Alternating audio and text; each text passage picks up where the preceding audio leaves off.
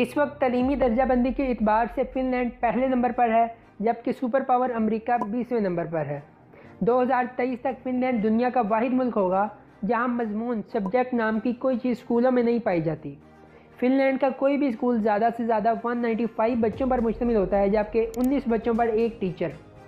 دنیا میں سب سے لمبی بریک بھی فن لینڈ میں ہوتی ہے اور بچے اپنے اسکول ٹائم کا 75 منٹس بریک میں گزارتے ہیں، اور دوسری طرف 57 منٹس کی بریک نیو یارک کے اسکولوں میں ہوتی ہے۔ اور آپ دلچسپ بات ملاحظہ کریں کہ پورے ہفتے میں اسکولوں میں صرف 20 گھنٹے پڑھائی ہوتی ہے، جبکہ ٹیچرز روزانہ 2 گھنٹے اپنی سکلز بڑھانے پر صرف کرتے ہیں۔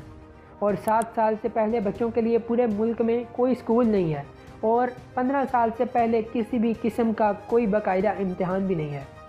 ادھر فن لینڈ کے ایک استاد سے پوچھا گیا کہ آپ بچوں کو کیا سکھاتے ہیں، تو وہ مسکراتے ہوئے بولے کہ میں بچوں کو خوش رہنا اور دوسروں کو خوش رکھنا سکھاتا ہوں، کیونکہ اس طرح وہ زندگی کے ہر سوال کو بآسانی حل کر سکتے ہیں۔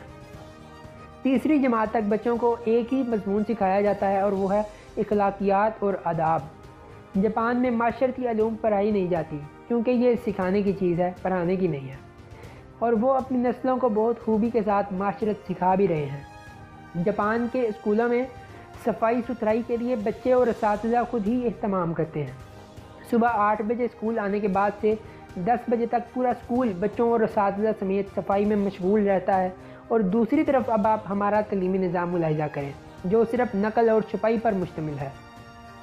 آپ یقین کریں ہمارے بچے پبلشرز بن چکے ہیں۔ آپ غور کریں، کتاب میں لکھا ہوا اساتذہ اسی کو بورڈ پر نقل کرتے ہیں، بچے اس کو دوبارہ کاپی پر چھاپ دیتے ہیں، اور اساتذہ اسی نقل شدہ اور چھپے ہوئے مواد کو امتحانات میں دے دیتے ہیں، اور خود ہی امپورٹنٹ کوسچنز پر نشانات بھی لگوا دیتے ہیں، اور خود ہی پیپر بناتے ہیں، اور خود ہی اس کو چیک کر کے خود نمبر بھی دے دیتے ہیں۔ بچے کے پاس یا فیل ہونے کا فیصلہ بھی خود ہی صادر کر دیتے ہیں، اور والدین اس نتیجے پر تالیاں بجا بجا کر بچوں کے ذہین اور قابل ہونے کے گن گاتے رہتے ہیں۔ آپ اندازہ کریں 13-14 سال تک بچوں کو قطار میں کھڑا کر کے اسمبلی کرواتے ہیں، اور وہ اسکول سے فارغ ہوتے ہی قطار کو رونتے ہوئے سب سے پہلے اپنا کام کروانے کا ہنر جانتا ہے۔ طالب علموں کا اسکول سارا وقت سائنس پڑھنے میں گزرتا ہے، اور آپ کو پورے ملک میں کوئی سائنسدان نامی چیز نظر نہیں آئے گی، کیونکہ بدقسمتی سے سائنس سیکھنے کی اور خود تجربہ کرنے کی چیز ہے، اور ہم اسے بھی رٹا لگواتے ہیں۔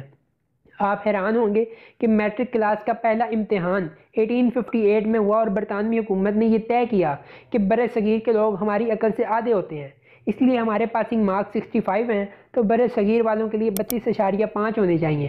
2 سال بعد اساتذہ کی آسانی کے لیے پاسنگ مارکس 33 کر دیے گئے، اور ہم آج بھی انہی 33 نمبروں سے اپنی بچوں کی ذہانت کو تلاش کرنے میں مصروف رہتے ہیں۔